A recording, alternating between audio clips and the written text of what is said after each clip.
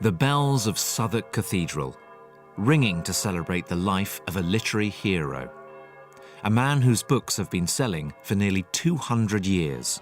There's a human being writing these books that you feel that you're in his presence. The ordinary people of England felt that Dickens was writing for them, and I think that's gone on being true. He was a rock star. He was a rock star. He was the most famous man in the world. The characters created by Charles Dickens are now part of our culture. But what kind of man was he?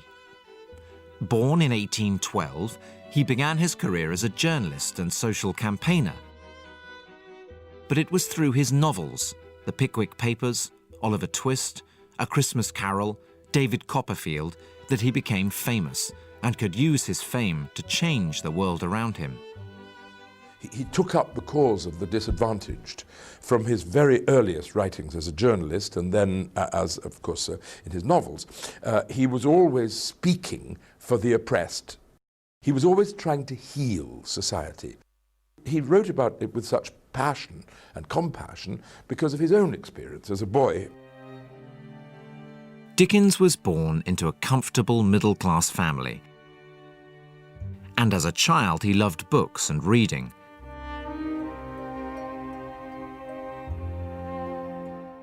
But in 1823, his father got into debt, and Dickens found out for himself what it was like to be poor and disadvantaged. The family were locked up in Marshalsea prison, and 12-year-old Charles was sent out to work.